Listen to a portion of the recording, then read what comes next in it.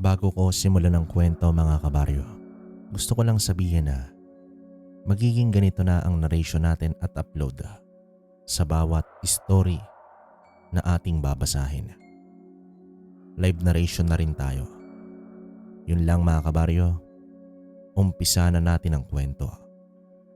Isang mapagpalang araw sa iyo kabaryo. Itago mo na lang ako sa pangalang Felix.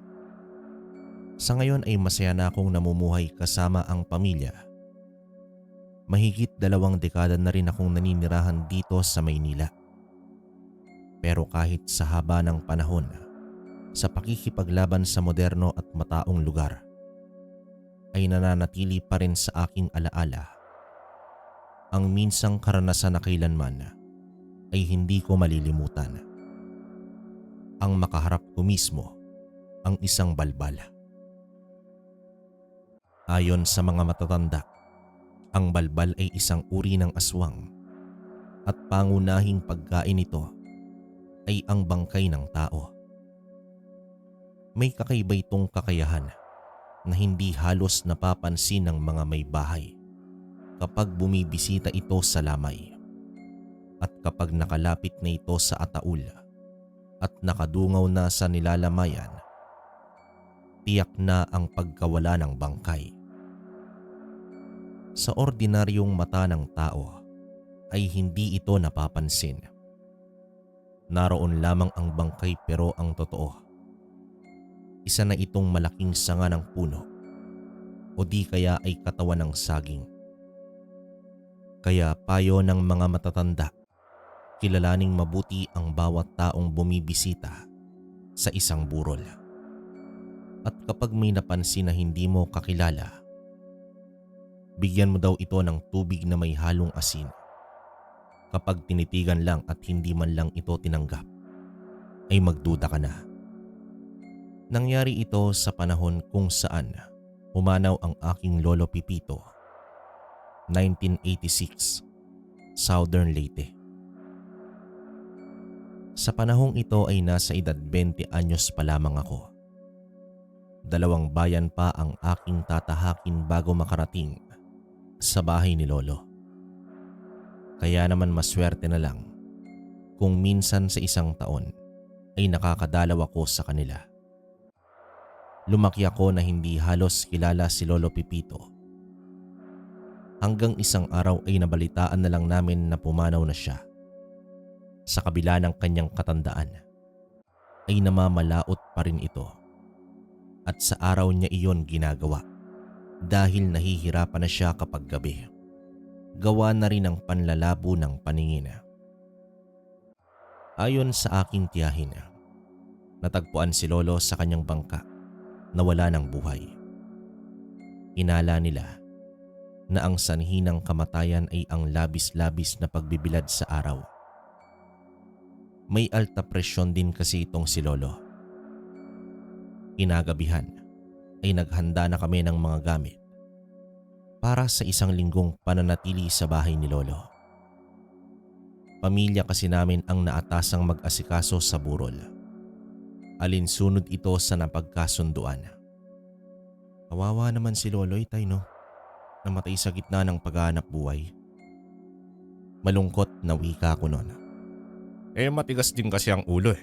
Ilang beses nang pinagsabihan ng Tia Mildred mo. Ayaw pa rin makinig. Tugon naman dito ni tatay. Siya nga pala kabaryo, mag-isa na lamang namuhay si lolo sa kanyang bahay. Ayaw niyang umalis doon kahit anong gawing pagkumbinsi. Kaya naman nung nag-asawa si Tia Mildred, ay minarapat nilang tumira na lang sa malapit sa bahay ni lolo. Upang kahit papaano ay may tumitingin sa matanda. Gayunpaman, nangyari na ang hindi inaasahan. Hindi pa sumikat ang araw ay bumiyahe na kami. Ako, si tatay, at si nanay at ang bunso kong kapatid. Bandang 2:00 na ng hapon nang makarating kami sa lugar. Malaki ang pinagbago sa bahay ni lolo. Masyado na itong luma na tila ba hindi na napapangalagaan. Naalala ko pa noong mga bata pa kami. Panay akyat baba pa kami sa hagdan ng bahay. Kasama ang mga pinsan ko, sabay-sabay kaming pinapagalitan ni lolo noon. Ang huling pagbisita ko pala sa bahay ay noong si lola ang pumanaw. Halos 10 taon na rin ang nakalipas. Noong panahong iyon ay may isang bagay akong hindi malilimutan. Sa gabi ng lamay ni lola ay nagising ako. Naalimpungatan ako sa ingay ng mga tao sa labas. Tila may nagkakagulo. Hanggang sa pumasok si inay sa kwarto at sinabihan akong wag lumabas. Niyakap din ako ni inay na tila ba takot na takot ito.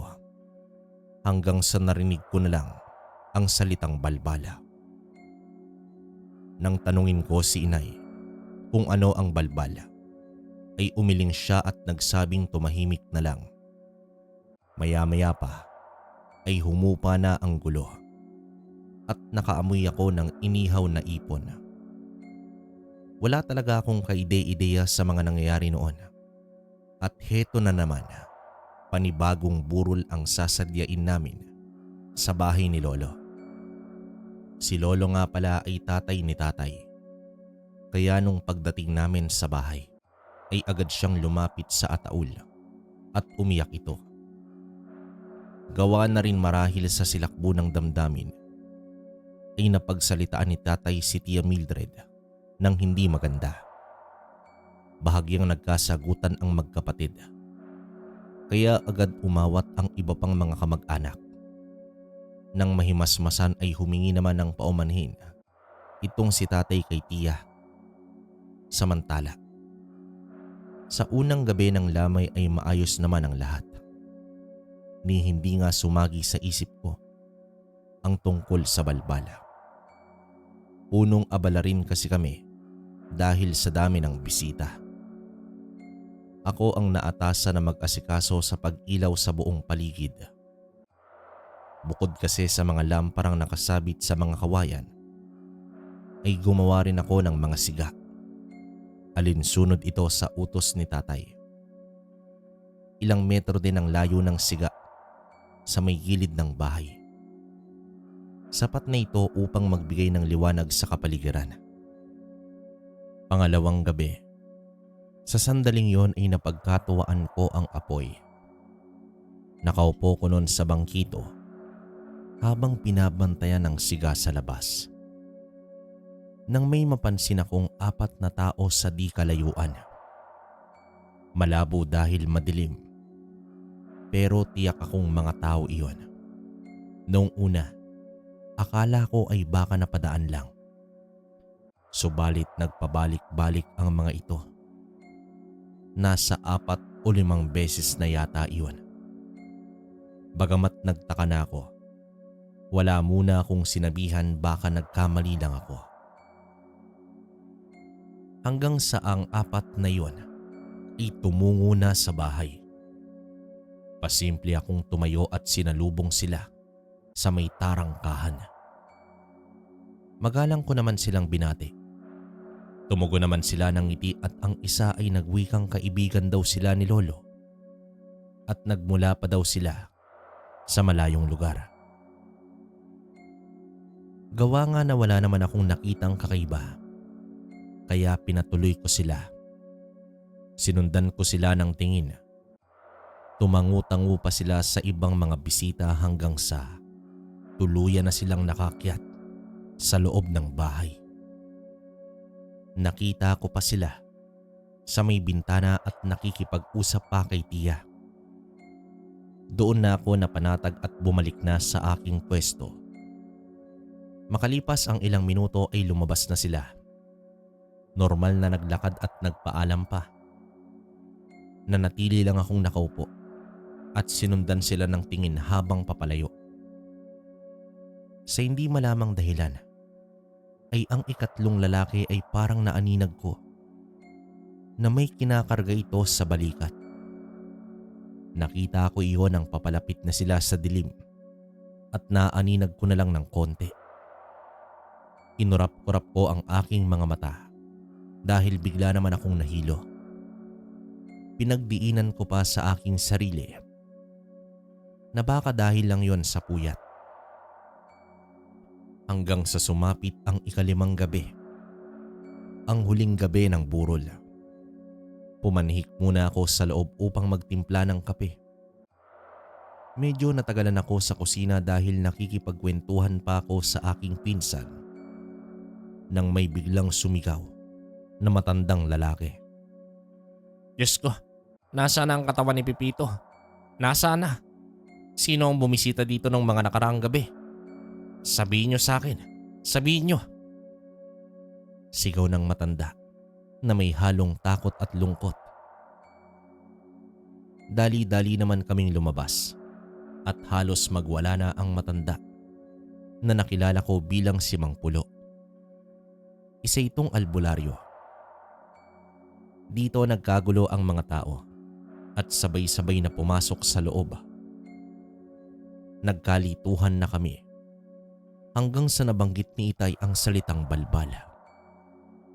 Natahimik ang lahat ng ilang segundo. Hanggang sa nag-utos itong si Mang Pulong na ilabas ang bangkay at idaan sa bintana. Ngunit mataas ang bahay kaya nahirapan kami sa abiso ng albularyo. Ito daw ang paraan upang malaman kung tao pa ba ang nakaburol o isa ng puno. Kaya nagdesisyon na lamang ang matanda na gumawa ng ritual.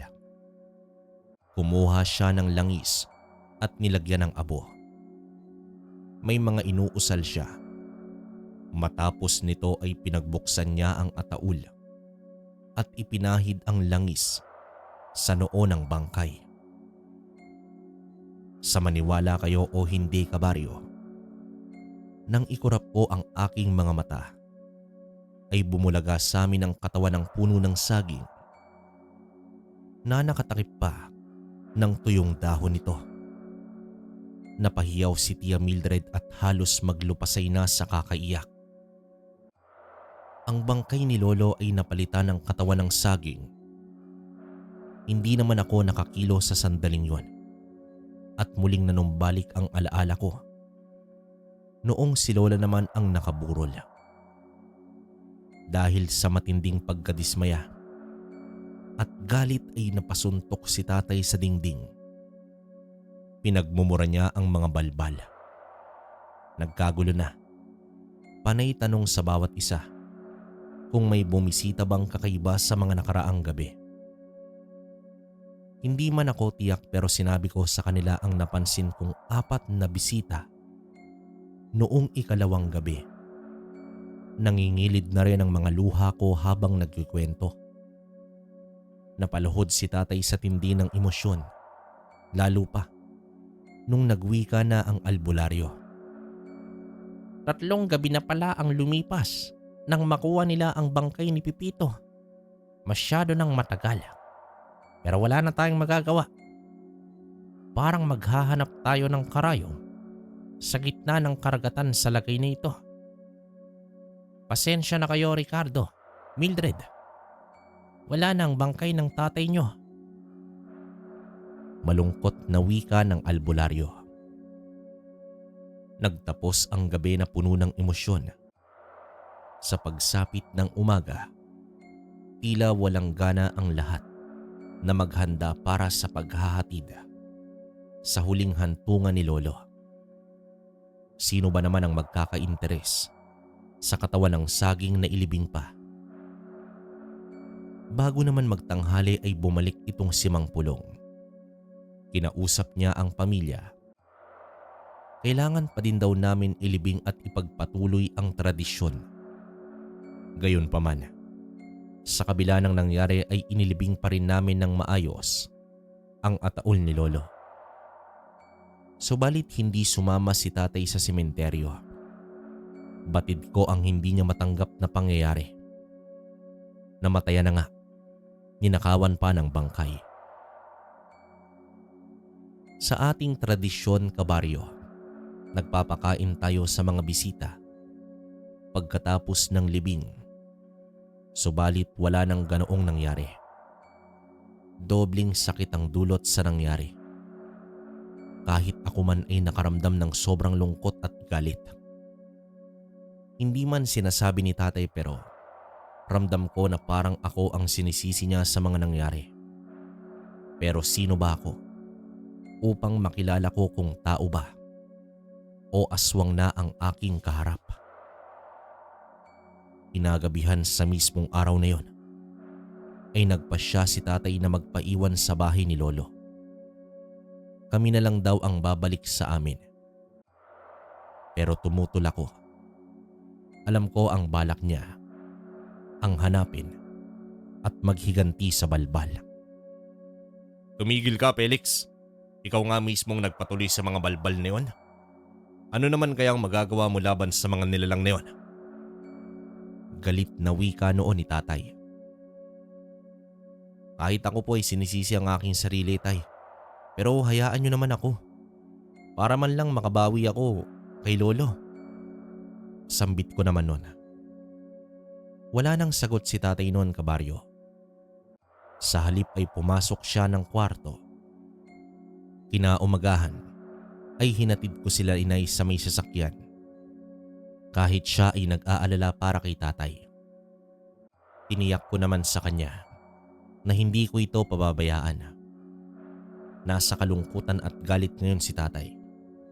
Kaya nararapat lang na hindi ko siya iiwan.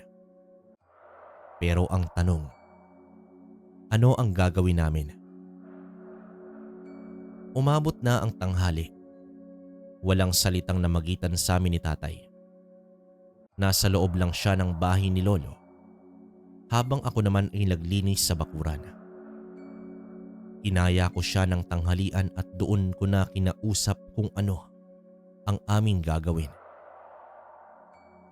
Nalaman ko na may balak pala si tatay na hanapin ang mga balbal at paslangin ito. Natahimik na lang ako dahil hindi namin alam kung papaano magsisimula. Hanggang sa sumapit ang 4:00 ng hapon. Dumating si Mang Pulong. Ibinalita niya na may namatay sa kabilang baryo. Malamang doon na naman aatake ng palihim ang mga balbal. Sa aming pag-uusap ay nakabuo kami ng plano at labis nila akong kailangan dahil ako lang ang bukod sa aming tatlo ang nakakakilala sa mga pagmumukha ng balbal. Hindi kasi pwedeng si Mang Pulong dahil tiyak mararamdaman siya ng mga ito at baka umiwas pa. Sang-ayon din naman ang albularyo sa balak ni tatay dahil kaibigan din niya si lolo. Wala na kaming inaksayang oras pa. Kinagabihan ay nagtungo na kami sa lamay. Hindi na kami pumasok at tumingin sa binurol. Bagkus, sumampa na kami sa mga nagsusugal. Habang si Mang Pulong ay naroon lamang sa kalapit na kabahayan. Para sa akin, hindi madali ang nakaatang nagawain. Kung ordinaryong tao lang sana ay kayang-kaya ko. Ngunit ibang usapan na dahil aswang mismo ang kikilalanin ko. Sa mata lang kami nag-uusap ni tatay. Magkatapat kami sa mesa. Sinadya namin yon upang may mga mata pa rin kami sa aming likuran. Inabot na kami ng 1:00 ng madaling araw. Baliwala sa amin kung manalo o matalo man sa sugal. Basta ang mahalaga ay hindi kami magpapadala sa takbo ng pustahan. Nagpasya na din kaming umuwi at babalik kinabukasan. Tay, sa tingin mo ba magpapakita ang mga balbal na yun? Tanong ko naman sa kanya habang nasa daan kaming tatlo papauwi. Felix, wag na wag mong mabanggit ang tawag na yan. Lalo na pag nasa labas ka. Saway naman sa akin ni Mang Pulong. Unang gabi pa lang mukhang susuko ka na. Para saan pa ba't nagpaiwan ka dito? Pilosopong sambit naman ni tatay. Sa pangalawang gabi ay negatibo pa rin. Hanggang sa ikatlong gabi. Sunod-sunod ang panalo ko. Kaya hindi maiwasang medyo nadala na sa sitwasyon nang biglang nakaramdam ako ng pagkahilo. Dahan-dahan kong inangat ang paningin mula sa mesa patungo noon sa 4 na kalalakihang bisita. Kitang-kita ko ang ngiti ng naunang lalaki sa mga tao. Para akong nakalunok ng bato nang magtama ang aming paningin. Tumango pa ito sa akin at dumiretso na sila sa loob. Bumaling ako ng tingin kay Itay at agad niyang naintindihan yon. Tumayo si Itay sabay senyas na puntahan ko na ang albularyo. Dumistansya lang kami ni Mang Pulong sa lamay. Nag-aabang sa susunod na mangyayari. Ayaw din kasi namin na lumikha ng gulo sa may lamay.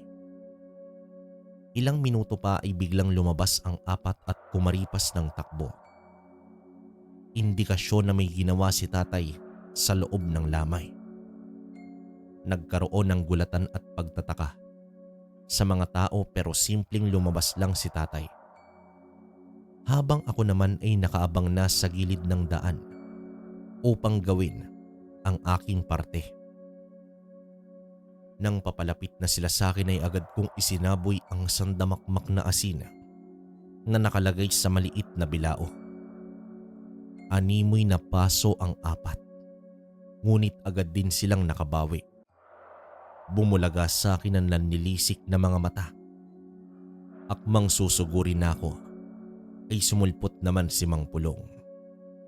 May isinaboy siyang langis sa mga ito, dahilan upang umatungal ang mga ito na para bang napaparalisa ang bahagi ng katawan na nasabuyan ng langis. Napakabilis ng pangyayari. Malalakas ang mga usal ni Mang Pulong, ngunit tila nadaig siya ng mga ito. Sa isang bigwas ay tumilapon ang matanda. Binunot ko ang aking itak, pero sadyang mas mabilis ang mga balbal.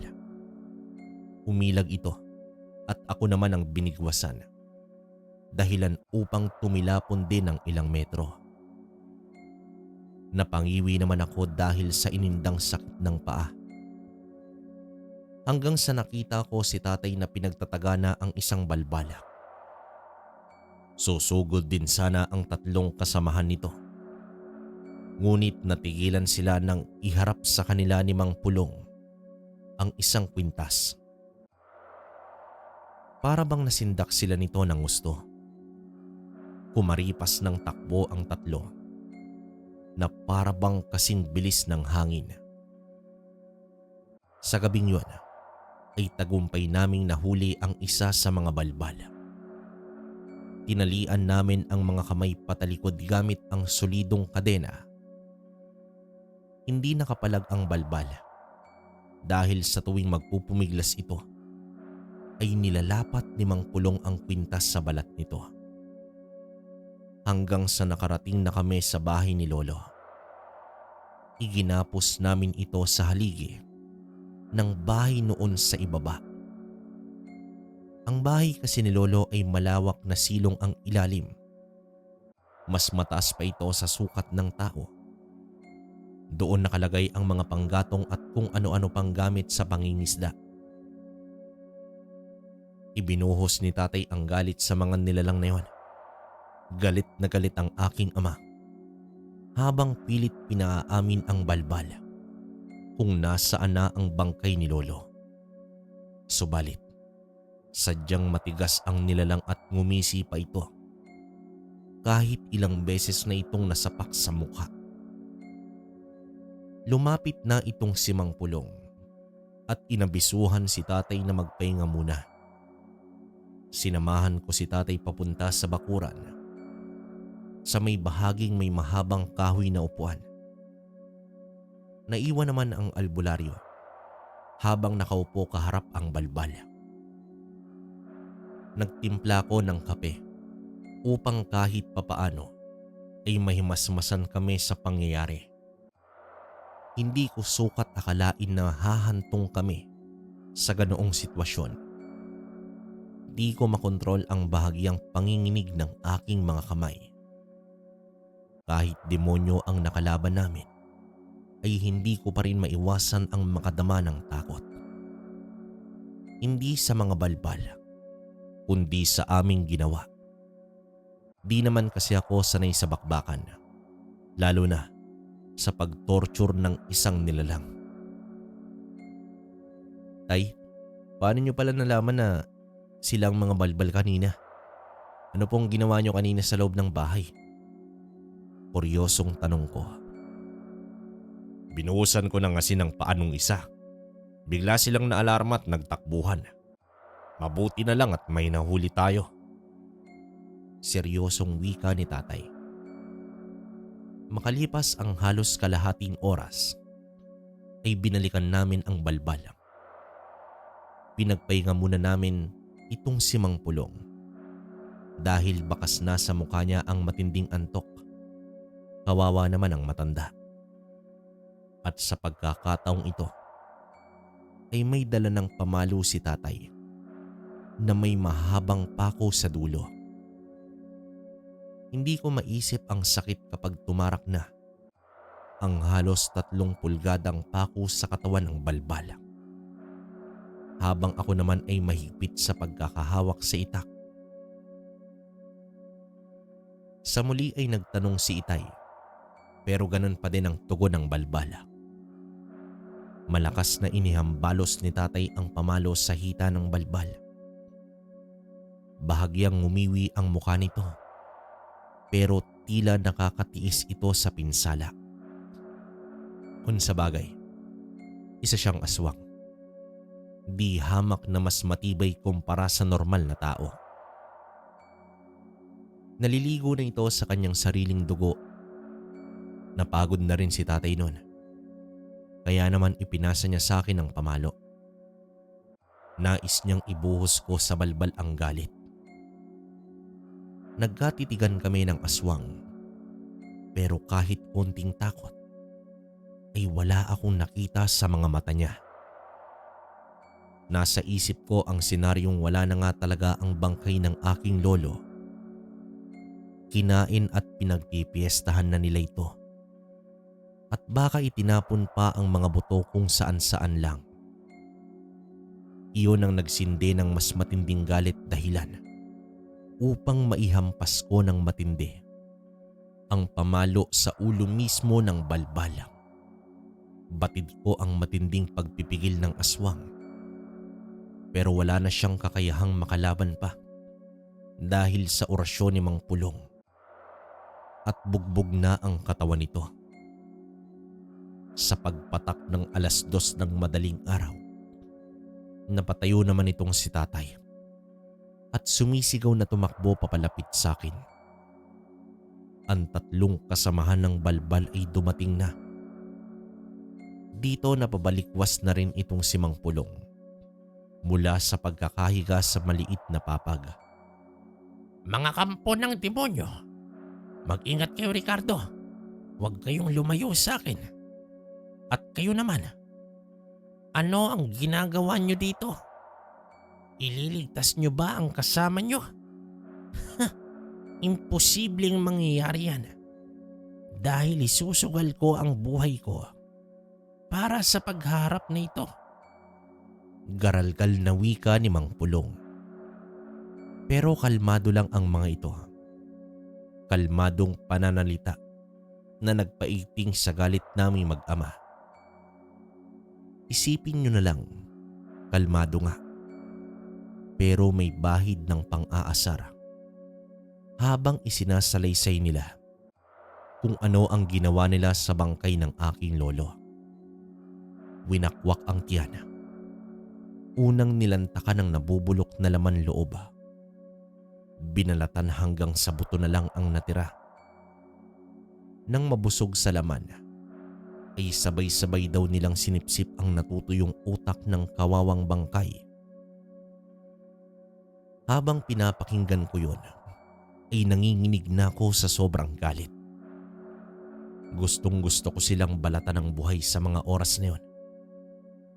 Pero alam ko na wala akong laban sa tatlong malalakas na balbal. Kaya naman sa walang pagdadalawang isip ay inundayan ko ng taga ang mismong gitnang ulo ng bihag naming balbala. Dumilat ang mga mata nito at sumirit ang dugo. Napasigaw na rin ako sa sobrang emosyon. Hindi pa ako nakontento. Ay tinadtad ko pa ng taga ang balbala hanggang sa humandusay na ito sa lupa. Umatungal ang tatlong balbala at sumugod, ngunit mabilis na itinapat sa kanila ni Mang Pulong ang kwintas na hawak nito. Napag-alaman ko rin, kabaryo, na ito ay ang kwintas ng San Benito. Wala rin siyang tigil sa pagbigkas ng usal. Paulit-ulit. Alam namin na iyon lang ang tanging pananggalang namin laban sa lakas ng mga kalaban. Kaya naman hindi kami nagpakampante dahil sa isang pagkakamali. Tiyak na ang aming katapusan.